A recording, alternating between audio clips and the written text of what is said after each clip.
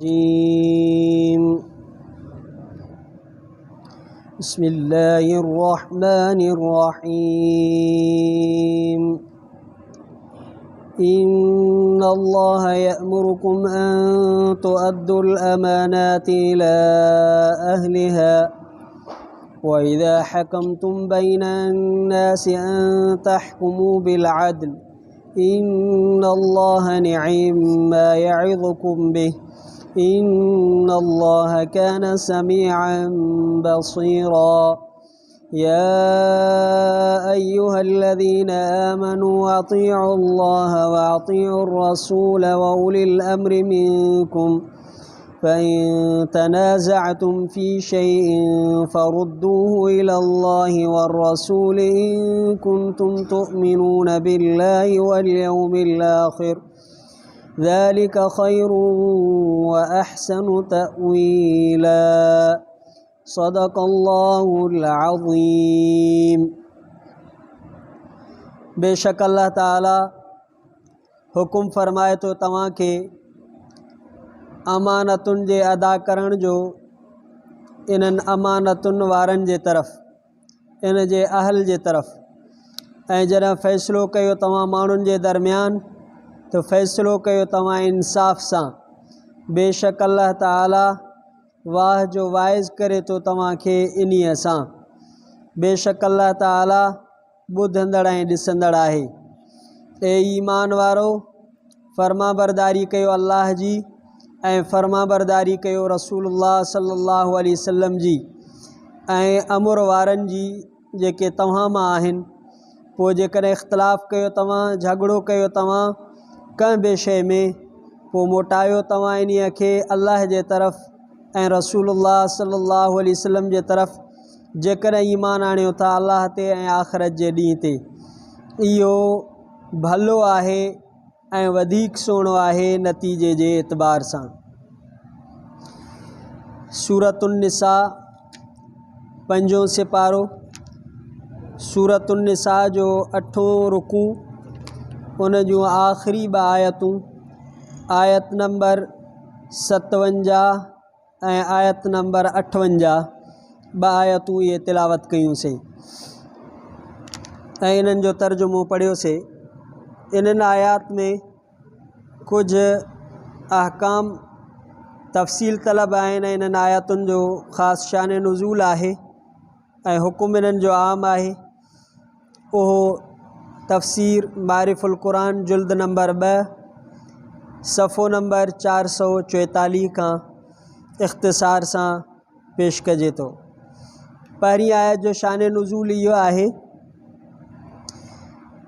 त काबतुल्लाह जी ख़िदमत इस्लाम खां पहिरियों भी वॾी इज़त सम्झी वेंदी हुई ऐं जेके माण्हू बैतुल्लाह जी कंहिं ख़ासि ख़िदमत जे लाइ मुंतख़ब हूंदा हुआ उहे पूरी क़ौम में मुअज़्ज़ज़ सम्झा वेंदा हुआ।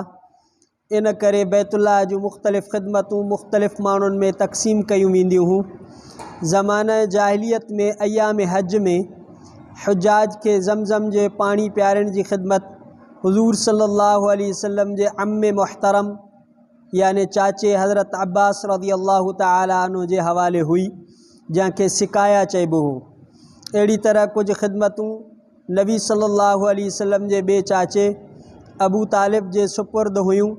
अहिड़ी तरह बैतुल्लाह जूं कुंजूं रखण ऐं मुक़र्रर अयाम में खोलण बंदि करण उस्मान बिन तलहा सां ताल्लुक़ रखंदियूं हुयूं। उस्मान बिन तलहा जो पंहिंजो बयान आहे त ज़माने जाहिलियत में असां सूमर ऐं ख़मीस जे ॾींहुं बैतुल्लाह खे खोलींदा हुआसीं ऐं माण्हू उन में दाख़िल थियण जी सआदत हासिल कंदा हुआ। हिजरत खां पहिरियों हिकिड़े ॾींहुं नबी करीम सल्लल्लाहु अलैहि वसल्लम पंहिंजे कुझु सहाबा सां बैतुल्लाह में दाख़िल थियण जे लाइ तशरीफ़ फरमा थिया। उन वक़्तु उस्मान बिन तलहा इस्लाम में दाख़िल न थियो हुयो। उन्हनि नबी करीम सल्लल्लाहु अलैहि वसल्लम खे अंदरि वञण खां रोकियो ऐं इंतिहाई तुरशुरूई ॾेखारी। पाण सल्लम वॾी बुर्दबारी सां उन जे सख़्त कलिमात खे बर्दाश्त कयो। पोइ फरमायूंसि ए उस्मान शायदि तूं हिकिड़ो ॾींहुं इहो बैतुल्लाह जी कुंजी मुंहिंजे हथ में ॾिसंदे जॾहिं मुंहिंजो इख़्तियार हूंदो जो जंहिंखे मां चाहियां त चाबी ॾियां। उस्मान बिन तलहा चयो जेकर ईअं थी वियो त कुरैश त हलाक थी विया ऐं ज़लील थी वेंदा। पाण सल्लल्लाहु अलैहि वसल्लम फरमायो न, उन वक़्तु कुरैश आबाद हूंदा, इज़त वारा थी वेंदा। पाण सल्लल्लाहु अलैहि वसल्लम इहो फरमाईंदे बैतुल्लाह जे अंदरि तशरीफ़ फरमा थिया। उन खां पोइ जॾहिं मां पंहिंजे दिलि में सोचियो त मूंखे यकीन थी वियो त पाण सल्लल्लाहु अलैहि वसल्लम जेको कुझु फरमायो आहे उहो थी रहंदो। मां उन वक़्तु मुस्लमान थियण जो इरादो कयो, पर मां पंहिंजे क़ौम जा मोह मटियल ॾिसी करे सभु मुंहिंजा सख़्तु मलामत करणु लॻा। इन लाइ मां पंहिंजे इरादे खे पूरो न करे सघियुमि।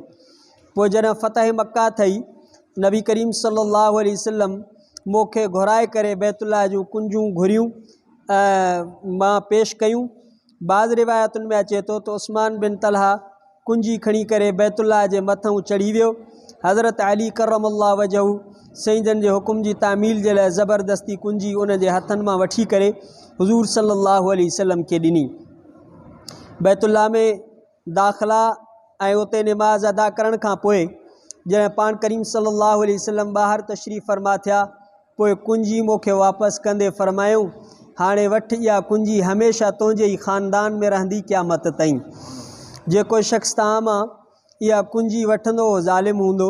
मक़सदु इहो त कहीं ॿिए शख़्स जो ॿिए माण्हू खे उन जो हक़ न हूंदो जो तव्हां खां इहा कुंजी वठे। उन सां इहा बि हिदायत फरमायूं त बैतुल्लाह जी इन ख़िदमत जे सिले में तोखे जेको माल मिलंदो उनखे शरई कानून जे मुआफ़िक़ इस्तेमालु कजो। उस्मान बिन तलहा रज़ी अल्लाह तआला अन्हु फरमाइनि था, पोइ मुस्लमान थी वियो।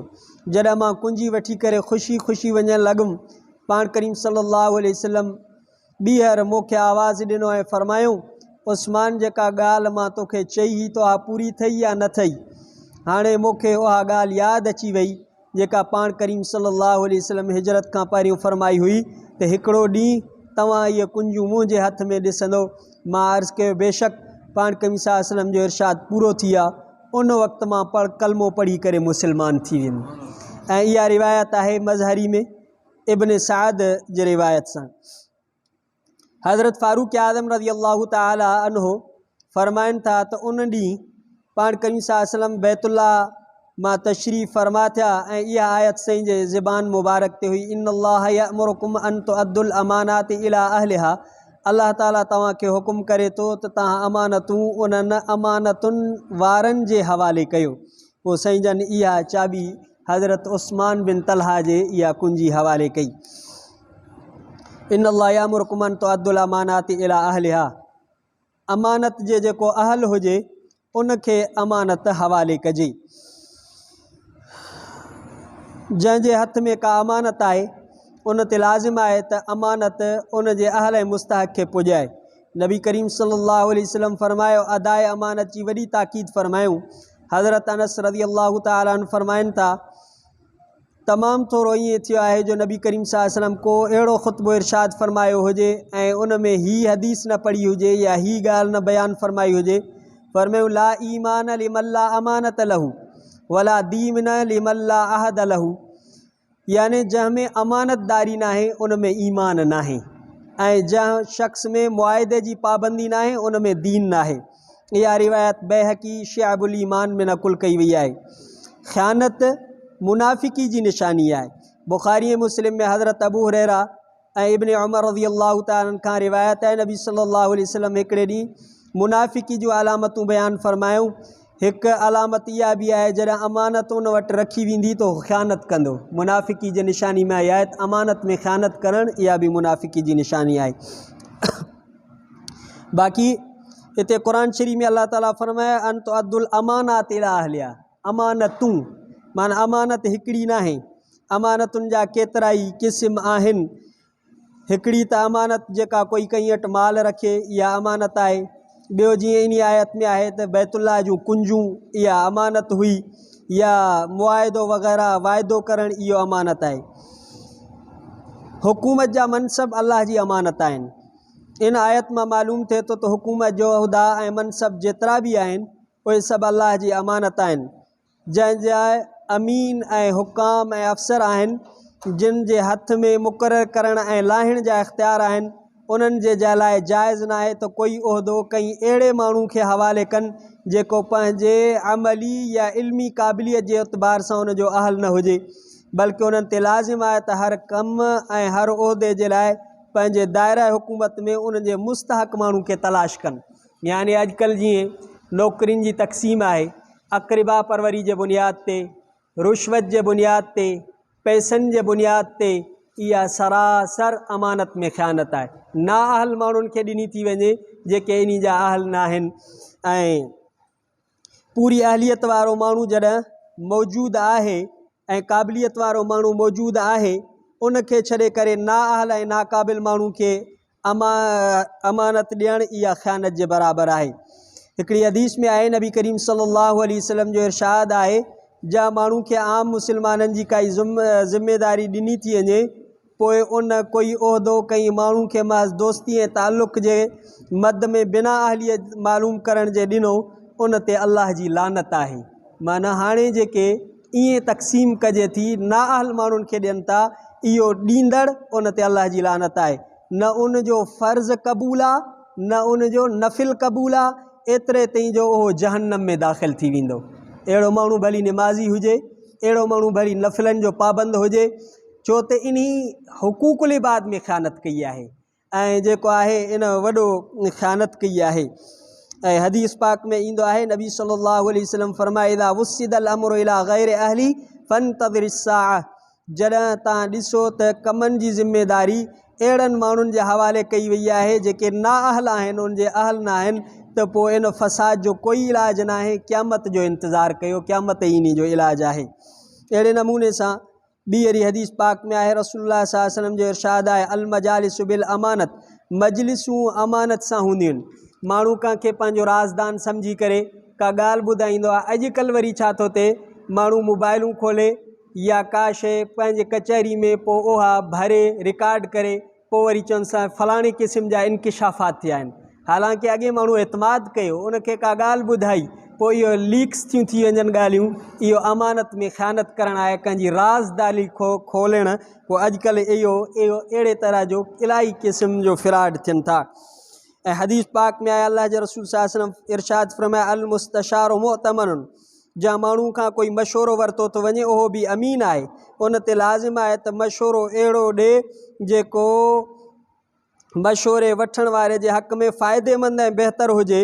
जेकॾहिं हाणे उन जे फ़ाइदे में न आहे त पोइ ॼण त इन सां ख़यानत करे थो। कोई माण्हू कंहिं सां एतमाद करे, उनखे पंहिंजो ख़ैरु ख़्वाह सम्झी पंहिंजे मामलात में मशवरो थो करे, पोइ हो चए थो त हिन खे मां अॻिते धिको ॾेई छॾियां, अहिड़ो मशवरो ॾिनईसि जेको उनखे खॾ में केरे छॾियईं, ग़लति रस्ते ते ॾिनई, इहा बि ख़यानत आहे। अॼुकल्ह ईअं आहे, कंहिंखे का घर कंहिंजे फिटाइण जे लाइ माण्हू कंहिंखां जेको आहे कंहिंखां मशवरो थो वठे, पंहिंजो सम्झी करे, राज़दान सम्झी करे, पोइ अॻियां माण्हू अॼुकल्ह मुआशिरे में अहिड़ो थी विया, मशवरो अहिड़ो ग़लति ॾींदसि जो माण्हू वञी खॾ में किरे थो। तंहिंजे करे कंहिंखे ग़लति मशवरो ॾियणु इहो बि जे अमानत में ख़यानत करणु आहे। अमानत में ख़यानत करणु वॾो गुनाह आहे। आयत जे आख़िरी हिस्से में अल्लाह ताला फरमाए, इज़ा हकमतुम बैनन्नास अन तहकुमू बिल अदल, जॾहिं तव्हां फ़ैसिलो कयो माण्हुनि जे विच में त पोइ फ़ैसिलो तव्हां इंसाफ़ सां कयो। हाणे अल्लाह ताला हिते फरमाए बैनन्नास, माण्हुनि जे विच में, हिते बैनल मुस्लिमीन अल्लाह सी न फरमाए, बैनल मुमिनीन न फरमाए त मुस्लमाननि जे विच में या मोमिननि जे विच में, बल्कि अल्लाह ताला फरमाए जॾहिं तव्हां मुक़दमे में, केस में, अदालत में फ़ैसिलो था कयो माण्हुनि जे विच में, त उनखे जेको आहे इंसाफ़ सां कयो। इन में तव्हां कोई बि मुस्लिम गैर मुस्लिम, दोस्त दुश्मन, हम वतन, हम रंग, हम ज़बान, इहो ॾिसी करे फ़ैसिलो न कयो। इंसाफ़ जो फ़ैसिलो कयो। जेका इंसाफ़ जो तक़ाज़ा आहे, तव्हां इंसाफ़ जो फ़ैसिलो कयो। जेकर इंसाफ़ जो फ़ैसिलो न कंदो त तव्हां जेको आहे वॾे गुनाह में मुब्तला थी वेंदो। इन्नल्लाह यअमुरुकुम अन तुअद्दुल अमानात इला अहलिहा। इन आयत जे आख़िरी हिस्से में अल्लाह ताला फरमायो त अतीउल्लाह व अतीउर रसूल, अल्लाह जी इताअत कयो ऐं रसूलुल्लाह सल्लल्लाहु अलैहि वसल्लम जी इताअत कयो। अल्लाह जी इताअत माना क़ुरान शरीफ़, किताबुल्लाह, तव्हांखे को वठिणो आहे, हिदायत वठिणी आहे त किताबुल्लाह मां। अतीउर रसूल, नबी सल्लल्लाहु अलैहि वसल्लम जे हदीस मुबारक मां इहे उसूल आहिनि तव्हांखे जेको को मसइलो पहिरियों किताबुल्लाह में अल्लाह जे किताब क़ुरान में नथो मिले पोइ हदीस रसूल सल्लल्लाहु अलैहि वसल्लम में उनखे ॾिसो। जेकॾहिं तव्हांजो पाण में इख़्तिलाफ़ थी वञे पोइ तव्हां उलुल अमिर जी फर्मा बरदारी कयो। हाणे उलिल अमिर मां मुराद छा आहिनि? उलिल अमिर मां मुराद आहिनि हज़रत इब्न अब्बास, मुजाहिद, हज़रत हसन बसरी रज़ी अल्लाहु अन्हुम ऐं मुफ़स्सिरीन फरमाइनि था त उलिल अमिर जा मुस्ताक उलमा ऐं फ़ुक़हा आहिनि। नबी करीम सल्लल्लाहु अलैहि वसल्लम जा नाइब ऐं निज़ाम दीन उन्हनि जे हथ में आहिनि। ऐं मुफ़स्सिरीन जी हिकिड़ी जमात फरमायो आहे त हज़रत अबू हुरैरा रज़ी अल्लाहु तआला बि फरमाइनि था त उलिल अमिर मां मुराद हुकाम ऐं उमरा आहिनि जिन जे हथ में निज़ाम हुकूमत आहे। जॾहिं तव्हांजे दरमियान इख़्तिलाफ़ थी पवे त पोइ तव्हां दीन जे रहनुमाई में उलमा ऐं फ़ुक़हा सां रुजू कयो। जॾहिं तव्हांजे दुनिया जे मामलात में इख़्तिलाफ़ थी पवे त उमरा ऐं हुकाम सां तव्हां रुजू कयो। उहे तव्हांजे मामलात खे पोइ इन्हनि जे जेको आहे तव्हां फर्मा बरदारी कयो, इन्हनि जी ॻाल्हि मञो। वइदा हकम तुम बैन नास अन तहकुमु बिल आदिल, माण्हुनि में इंसाफ़ सां फ़ैसिलो कयो। आख़िरी हदीस पढ़ी पोइ इजाज़त था वठूं।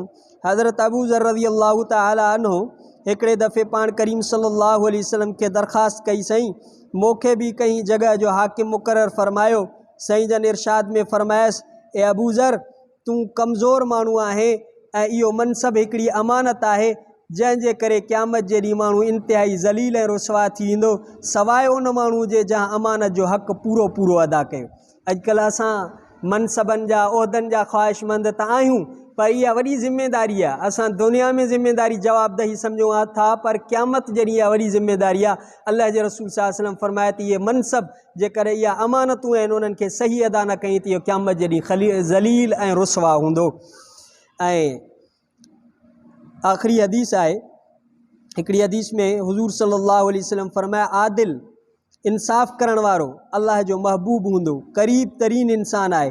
ज़ालिम अल्लाह जे रहमत खां ऐं नज़र करम खां परे हूंदो। हदीस पाक में अचे थो, नबी करीम सल्लल्लाहु अलैहि वसल्लम सहाबा खे फ़रमायो, तव्हां ॼाणो था त सभ खां परियों अल्लाह जे साए जे हेठों केरु हूंदो? उन्हनि अर्ज़ु कयोसीं अल्लाह जे रसूल सल्लल्लाहु अलैहि वसल्लम खे इन जो वधीक इल्मु आहे। पाण करीम सल्लल्लाहु अलैहि वसल्लम फ़रमायूं, उहे माण्हू हूंदा जिन जे साम्हूं जॾहिं हक़ अची वञे त फ़ौरन क़बूल कंदा आहिनि, जॾहिं उन्हनि खां को सवाल कयो वञे त माल ख़र्च कंदा आहिनि, जॾहिं उहो फ़ैसिलो कंदा आहिनि त अहिड़ो इंसाफ़ वारो फ़ैसिलो कंदा आहिनि ॼण त उहे पंहिंजे लाइ फ़ैसिलो कनि था। त इंसाफ़ जो फ़ैसिलो, फ़इन तनाज़अतुम फ़ी शैइन फ़रुद्दू इलल्लाहि वर रसूल, पोइ जेकॾहिं तव्हांजो को इख़्तिलाफ़ थी पए पोइ अल्लाह जे रसूल सल्लल्लाहु अलैहि वसल्लम जे तरफ़ मोटायो, याने पोइ तव्हां क़ुरान में ॾिसो, हदीस पाक में ॾिसो। अल्लाह ताला असांखे शल पंहिंजे दीन खे सम्झण ऐं उनखे असांखे पंहिंजे ज़िंदगी में अपनाइण जी तौफ़ीक़ अता फ़रमाए। असांजे दफ़्तर में, असांजे घर में, असांजे मनसब में, असांजे नौकरी में, असांजे रोज़मर्रा जे ज़िंदगी में अल्लाह ताला असांखे क़ुरान मजीद जे हिदायतुनि ऐं उसूलनि ते अमल करण जी तौफ़ीक़ अता फ़रमाए। रब्बना आतिना फ़िद दुनिया हसनतुम फ़िल आख़िरति हसनतुम व क़िना अज़ाबन्नार। अल्लाहुम्मा इन्नका अफ़्वुन करीमुन तुहिब्बुल अफ़्व फ़अफ़ु अन्ना। सल्लल्लाहु तआला अला खैरि ख़ल्क़ि मुहम्मदिन सल्लल्लाहु अलैहि वसल्लम व अला आलिहि व अस्हाबिहि अज़वाजिहि ज़ुर्रिय्यतिहि अल बैति अजमईन बिरहमतिका या अरहमर राहिमीन। ला इलाहा इल्लल्लाह मुहम्मदुर रसूलुल्लाह सल्लल्लाहु अलैहि वसल्लम।